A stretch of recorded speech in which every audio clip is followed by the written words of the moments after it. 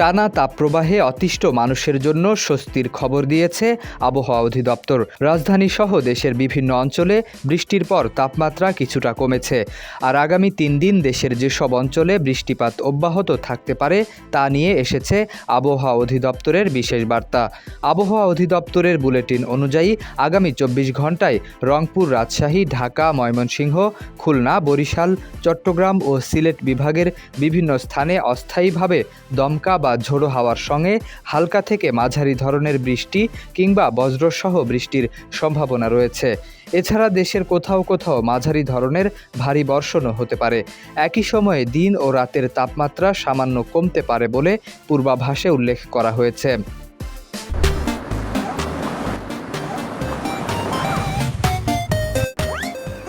গত 24 ঘন্টায় দেশের সর্বোচ্চ 49 মিলিমিটার বৃষ্টিপাত রেকর্ড করা হয়েছে নরসিংদীতে। এছাড়া চুয়াডাঙ্গায় 44 মিলিমিটার, চাঁদপুরে 39 মিলিমিটার, টাঙ্গাইলে 32 মিলিমিটার এবং শ্রীমঙ্গলে 25 মিলিমিটার বৃষ্টিপাত হয়েছে। এদিকে শুক্রবার দেশের সর্বোচ্চ তাপমাত্রা রেকর্ড করা হয়েছে কক্সবাজারে 36.3 ডিগ্রি সেলসিয়াস। রাজধানী ঢাকায় সর্বোচ্চ তাপমাত্রা ছিল 33.5 ডিগ্রি সেলসিয়াস।